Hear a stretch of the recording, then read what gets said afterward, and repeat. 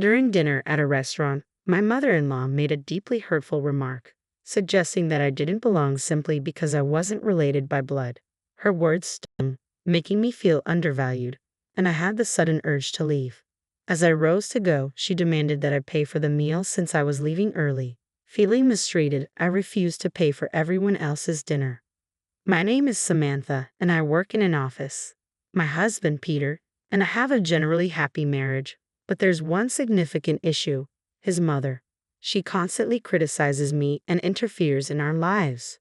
Although I've shared my concerns with Peter, he doesn't see it as a problem, believing her actions are just signs of affection. Over time, her intrusions worsened. She had a key to our home, given to her by Peter, and would let herself in uninvited, critiquing everything from my housekeeping to spreading unfounded rumors about me to our neighbors. I begged Peter to consider moving, but he was too preoccupied with work to address the situation. Then came a turning point. Peter received a significant promotion and a raise after completing a major project. I saw this as a chance for a fresh start and suggested we think about starting a family now that we were financially stable. I hoped this would make him realize the negative impact his mother was having on our lives and see the need for change. However, Peter had a different perspective. He believed that if we were going to start a family, we should live in a more child-friendly town with good daycare options and parks, unlike our current neighborhood. After some discussion, Peter finally agreed to move, and I was thrilled. But my joy was short-lived. The very next day, my mother-in-law showed up unannounced, as usual. I braced myself for her typical criticisms, but she was surprisingly pleasant. She came to celebrate Peter's recent success and invited us to dinner at a fancy restaurant known for its exceptional food and service. "It's posh, and everyone raves about it," she said, inviting me to join her. "That sounds nice," I replied, keeping my tone polite despite my lingering frustration with her. "Clear your schedule. I really want you to come," she insisted, ignoring my attempts to decline. "Don't say no. We want you there," she added firmly, leaving me no choice. After she left, smirking, I felt something was off. She had excluded me from events before, but now she was adamant about including me. Later, I discussed it with Peter, who revealed that his mother had already arranged for us all to attend together, specifically choosing this restaurant to celebrate as a family. This sudden shift in her behavior left me conflicted. Peter was excited about the dinner. "Don't you feel the same, Samantha?" he asked. But I couldn't share his enthusiasm. "Sorry, but I'm not excited. I'm worried about how much it's going to cost at such an expensive restaurant," I admitted, my unease growing with each passing moment. "I don't want to go. Just tell them I have something urgent and enjoy yourself," I told Peter, feeling a growing sense of unease about the dinner. "Why are you being so negative?" he asked, clearly frustrated. "It's not just us. My brothers and their wives are coming too. It would look bad if you weren't there with the whole family." I could see how excited he was about dining at such a fancy venue for the first time, but I felt trapped. My reluctance was brushed aside, and it seemed like my husband was more aligned with his mother's perspective than mine. Feeling unsupported and desperate, I took a drastic step. I ordered a voice recorder online, suspecting that the harassment from my mother-in-law wouldn't end at this celebration. I planned to discreetly record her behavior, hoping it would finally make Peter understand what I had been enduring. If he continued to dismiss my concerns, I even considered divorce. Oddly, preparing for that possibility brought me a slight sense of relief. As the day of the dinner approached, I felt somber and filled with apprehension. I hardly knew Peter's brothers, having only met them briefly at our wedding, and my interactions with their wives were limited to basic pleasantries. When we arrived at the restaurant, we were escorted to a private room. Inside, my mother-in-law, Peter's brothers, and their wives were already seated. Peter glanced around, perplexed. "Did the waiter get the seating wrong?" he asked, noticing there was no seat for me. "I'll go ask. Everyone please start without me." He stepped out of the room to speak with the staff. As soon as he was gone, my mother-in-law stood up, her expression cold and stern. "There's no seat for you," she said, her tone biting. "Why would I invite a stranger who just married my son to a family celebration?" Her words stung, but before I could respond, she continued. "You have a choice. Prove you really want to be part of this family, or leave and never come back. Decide now." I didn't hesitate. "I'm leaving," I said firmly, rising from the table without a second glance. "I'm leaving," I stated firmly, without a moment's hesitation. My mother-in-law looked startled, as if she had expected me to beg for her acceptance instead. Listen to me carefully, she continued, undeterred by my response. If you pay the entire bill for everyone here, I'll acknowledge you as Peter's wife. I understand you must feel frustrated being treated like an outsider. So pay up and become part of the family. I already told you, I'm leaving. Why should I cover the expenses for someone else's family gathering? I retorted, turning to go. She slammed her hand on the table and raised her voice. Can't you see I'm offering you a chance to be part of the family? Are you really okay with remaining a stranger? Pay up. No, I replied calmly. I'm perfectly fine being seen as a stranger. And since I'm not family, I won't be paying for your meal. Goodbye, mother-in-law. With finality, I turned and walked out of the room. She tried to follow, but by the time she reached the doorway, I was already gone, leaving the confrontation and the oppressive dinner behind me. By the time I reached the exit of the restaurant, I was determined to go straight home and send Peter an email explaining the entire ordeal. To my surprise, he arrived home just 15 minutes after I did. He explained that the waiter had confirmed there was no mistake with the reservation. My mother-in-law had deliberately caused the scene. It turned out that my decision to stand up for myself had a ripple effect. The wives of Peter's brothers had witnessed the incident, and their perspective on the family dynamics shifted dramatically. The wives who had silently endured similar mistreatment from my mother-in-law found strength in my actions. Emboldened by my stand, they too decided to leave the restaurant, making a decisive statement of solidarity. Their husbands, the eldest and third sons, quickly followed them out. I braced myself for the inevitable backlash, and sure enough, within 4 hours, my phone began ringing nonstop. It became so incessant that I eventually blocked her number, but one call slipped through from an unknown number. Hello, sorry for calling so late. Is this Samantha's mobile phone? The man on the line introduced himself as a police officer from a nearby station. He explained that after everyone had left the restaurant, my mother-in-law had stayed behind, trying to continue eating. Shockingly, she attempted to charge the bill to me. However, the restaurant staff, already displeased with her earlier behavior, denied her request. They believed I had no intention of returning to settle the bill, especially after leaving upset.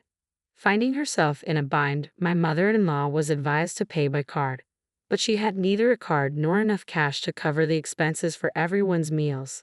Desperate, she tried to reach out to other family members for help, but none responded to her calls. Frustrated and enraged, her anger escalated, and she began breaking expensive vases and flower pots inside the restaurant. The disruption prompted the staff to call the police.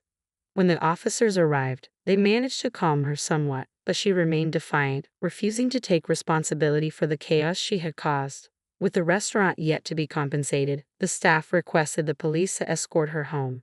Feeling the sense of duty, despite having ignored the earlier calls, my husband and I reluctantly returned to the restaurant to address the situation.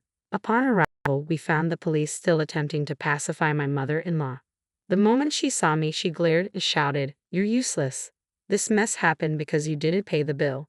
Isn't it only natural to help your mother? Pay up now." Her nearly threatening tone, especially in front of law enforcement, took me aback. The officers had made it clear that if no one took responsibility, they would have to either escort her to a family member's home or arrest her for attempting to leave without paying the bill.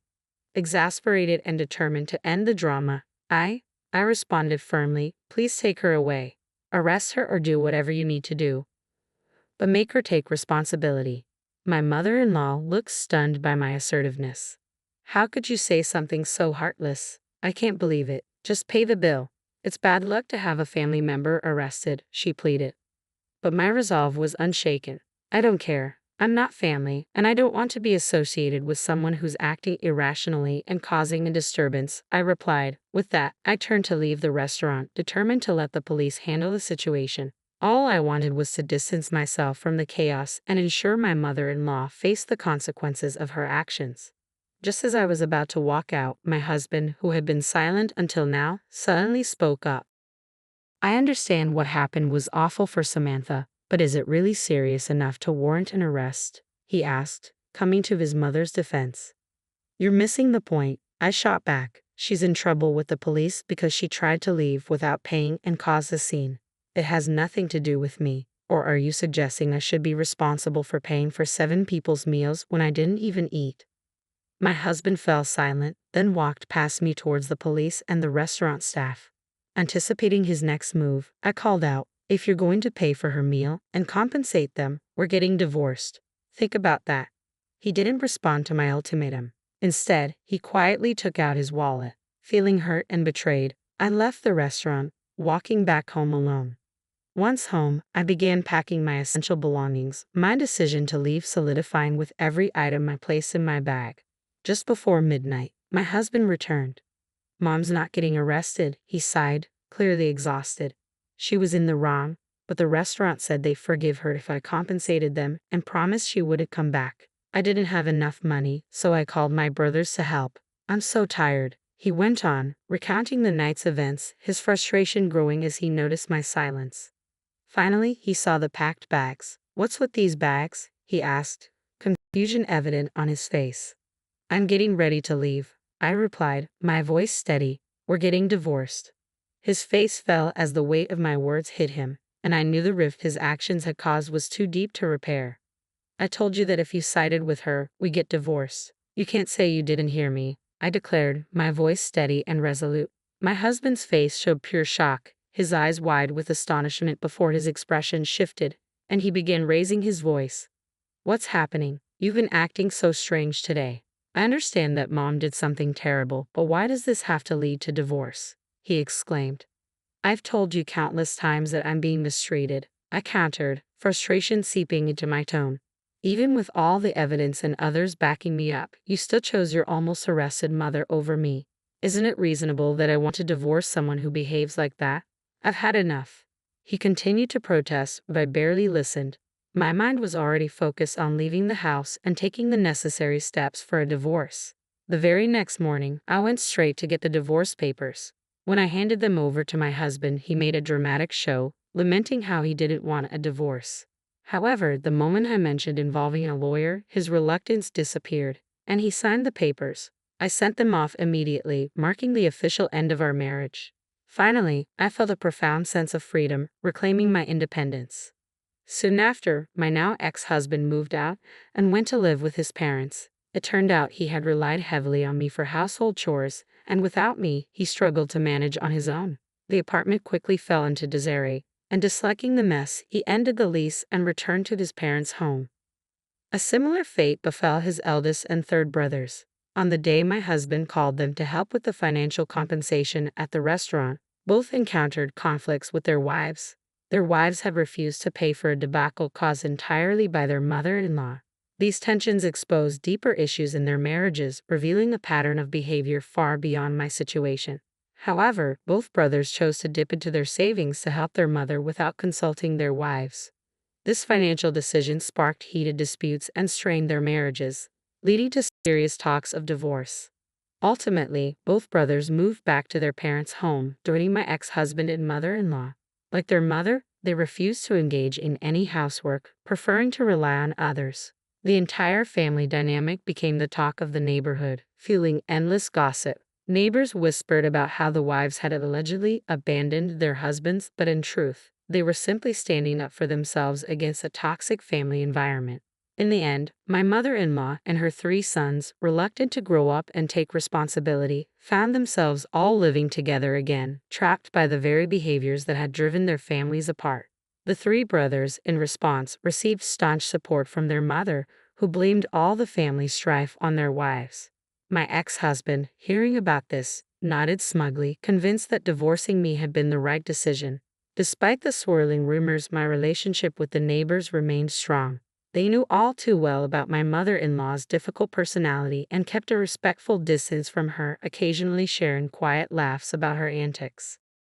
Over time, my mother-in-law developed a notorious reputation in the neighborhood as a parent who had failed to properly raise her sons.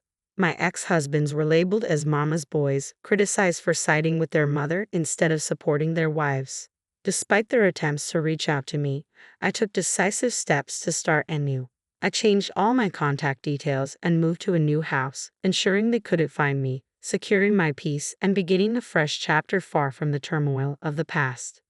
Since cutting ties with my mother-in-law and her side of the family, my life has transformed remarkably for the better. The relief of no longer having to deal with the constant stress and drama she caused is immense. Even more, the opportunity to form new friendships has greatly enriched my life. During the turbulent time of my divorce, I found unexpected camaraderie with the ex-wives of my former husband's brothers. Our shared experiences with my mother-in-law brought us together, and we've since grown close.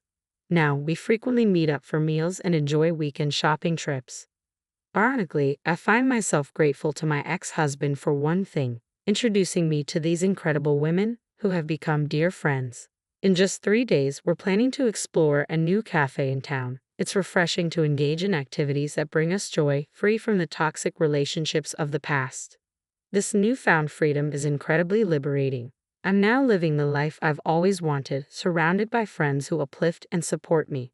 Reflecting on how different my life would have been without these friendships, I realize how much they've filled a void I hadn't even recognized. For that, I am profoundly grateful.